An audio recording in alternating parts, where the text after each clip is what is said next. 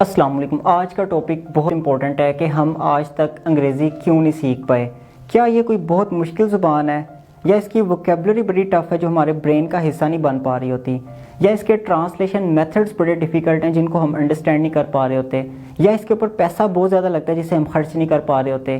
ایسی کوئی بھی بات نہیں ہے، اس کے پیچھے صرف اور صرف ایک پوائنٹ ہے جس کے اوپر میں نے بات کرنی ہے، اور اس ایک پوائنٹ کے اوپر بڑی بڑی اب تحقیقات شروع ہو گئی ہیں۔ میرے ماسٹرز اور ایم فل کے سپروائزر ڈاکٹر محمد اسلام، ان کی پی ایچ ڈی کا تھیسس بھی صرف اس ایک پوائنٹ پہ تھا، اور ان کی ریسرچ کو گورو نے اپنی کتابوں کے اندر حوالے کے طور پہ نقل کیا۔ اس کا میں لنک بھی آپ کے ساتھ شیئر کروں گا، ان کی ریسرچ کا، ڈاکٹر محمد اسلام۔ اور وہ جو پوائنٹ ہے جس کے اوپر ابھی میں نے بات کرنی ہے، اس پوائنٹ کو ڈسکس کرنے سے پہلے میں آپ سے کویسچن کرتا ہوں، آپ نے زندگی میں کوئی کورس جوائن کیا انگریزی کا؟ فار ایگزامپل آپ نے کوئی کورس جوائن کیا اور وہ 3 ماہ کا کورس تھا، اور ایسا ہوا کہ آپ نے ایک ہفتہ تو بڑی موٹیویشن کے ساتھ پڑھا، لیکن ایک ہفتے کے بعد ٹیچر آپ سے دور بھاگ رہے ہیں اور آپ ٹیچر سے دور بھاگ رہے ہیں، تو وہ موٹیویشن جو ٹیچر کا تھا وہ بھی ڈاؤن ہو گیا اور آپ کا موٹیویشن بھی ڈاؤن ہو گیا، یعنی کہ مزید پڑھنے کو دل نہیں کر رہا۔ تو وہ جو ایک پوائنٹ ہے جس کے اوپر آج بات کرنی ہے وہ ہے موٹیویشن۔ کہ آپ کا جب موٹیویشن نہیں جب تک ہوتا تب تک آپ کوئی بھی کام نہیں کر سکتے، اور خاص کر لینگویج میں موٹیویشن کا بڑا کردار ہے۔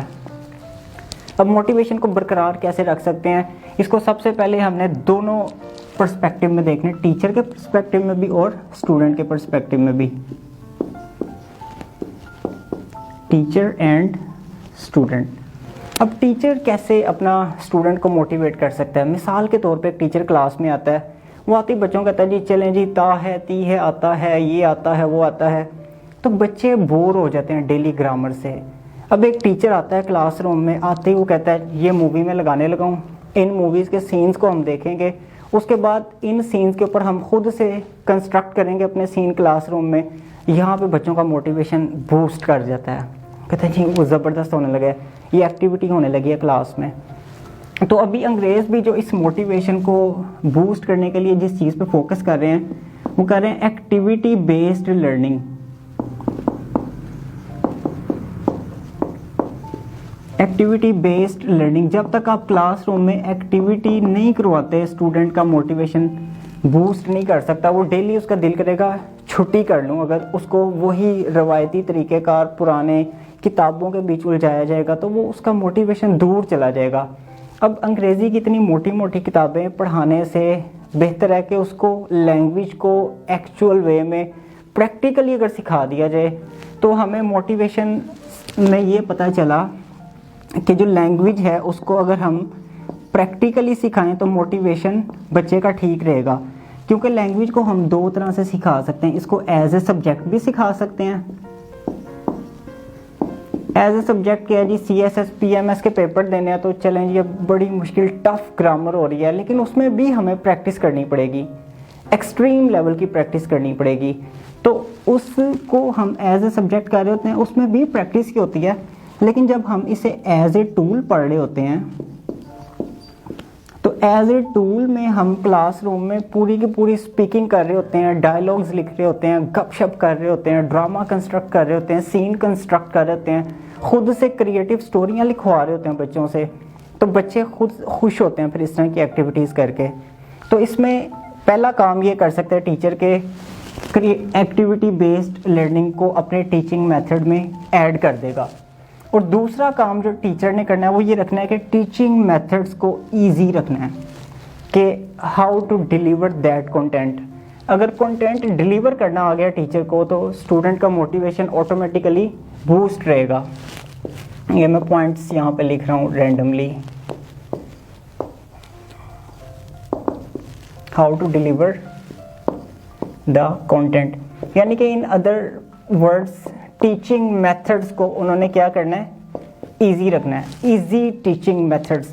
اب انگریزی کے کئی طریقے کار ہیں، ہر ایک طریقے کی اپنی ایک روح ہے، ہر طریقے کا اپنا ایک یوز ہے، تو جو بھی طریقہ ٹیچر کو اچھا لگتا ہے، ڈائریکٹ میتھڈ اچھا لگتا ہے، گرامر ٹرانسلیشن میتھڈ اچھا لگتا ہے، یا ان کو سی ایل ٹی اچھا لگتا ہے، یا سجیسٹو پی ڈی اچھا لگتا ہے، یا ٹی پی آر اچھا لگتا ہے، ٹوٹل فزیکل رسپانس، جو بھی میتھڈ اچھا لگتا ہے اس میتھڈ کے اوپر ٹیچر کی پوری کمانڈ ہونی چاہیے، اور اس میتھڈ کو ایزی کر کے اسٹوڈنٹس کے ساتھ یوز کیا جائے.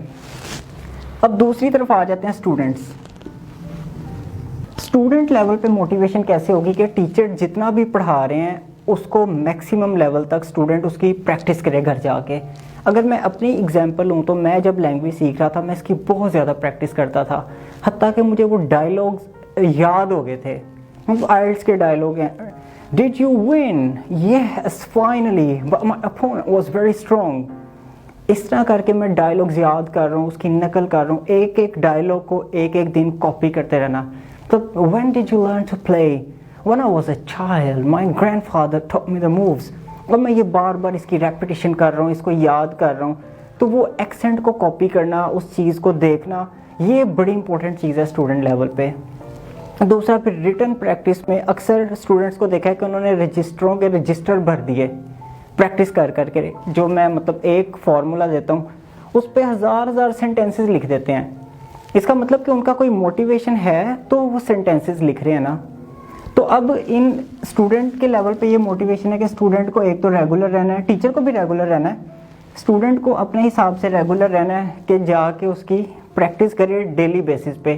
یہ نہیں ہو کہ ایک ہفتہ پڑھی ہے, 2 ہفتے پڑھی ہے, 3 ہفتے پڑھی ہے انگلش, اس کے بعد پھر جی پی جی انگریزی, مطلب چھوڑ دیا اس کو بالکل. پھر ایسا نہیں ہوگا, اس کو ساتھ لے کے چلنا ہے. جب تک وہ مکمل طور پہ آ نہ جائے تب تک آپ نے اس کے پیچھے پڑے رہنا ہے. تو اب 2020 ختم ہو گیا تو آپ 2021 میں انٹر ہو گئے ہیں. تو اب آپ اپنی نیو ایئر ریزولوشن یہ کر لیں کہ جی آپ نے 2021 میں انگریزی اب سیکھ کے رہنی ہے. اب 2022 میں یہ شکوہ نہیں ہونا چاہیے کہ جی ہمیں ابھی تک انگریزی نہیں آتی. یہ بڑا گولڈن چانس ہے. اب یہ 1 ایئر پلان میں آپ کے ساتھ شیئر کر دیتا ہوں کہ آپ 2021 میں اپنی انگریزی کس طرح سیکھ سکتے ہیں. دیکھیں میں نے جو کورس ریکارڈ کیا ہے یوٹیوب پہ موجود ہے, وہ 120 لیکچرز ہیں. اگر ایک ویڈیو روزانہ کی جائے تو یہ 4 مہینے میں ہوتا ہے, اگر اس میں چھٹی بھی نہ کی جائے کوئی. تو 4 مہینوں میں صرف اور صرف آپ رائٹنگ پریکٹس کر لیں.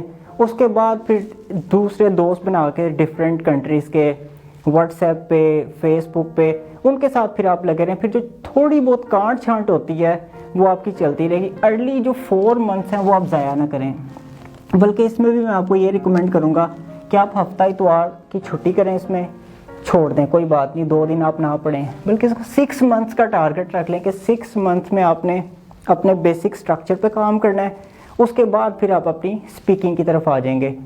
تو یہ ایک گولڈن چانس ہے کہ آپ اپنی موٹیویشن کے اوپر کام کریں. موٹیویشن آپ کی برقرار رہے گی تو آپ انگریزی سیکھ لیں گے. باقی یہ مشکل کوئی بھی نہیں ہے. ووکیبلری اس کی انتہائی آسان ہے, اسٹرکچر اس کا سب سے زیادہ آسان ہے, اور اس کے اوپر پیسہ بھی کوئی نہیں لگتا. سب سے سستا جو کام ہے اس دنیا کے اندر وہ زبان سیکھنا ہوتا ہے, اور مزے کی بات ہے کہ ہم اس کے اوپر سب سے زیادہ پیسہ لگا رہے ہیں. زبان سیکھنا انتہائی آسان ہے کہ آپ نے جسٹ اس کی پریکٹس کرنی ہے اور اس نے آنا شروع ہو جانا ہے آپ کو. امید کرتا ہوں کہ آپ کو میرے لیکچر سے کچھ انفارمیٹیو سٹف ملا ہوگا. اگر آپ کو یہ پسند آیا ہے تو آپ اپنے دوستوں کے ساتھ بھی شیئر کریں, اور دوسرا چینل کو لازمی سبسکرائب کریں. Thank you very much.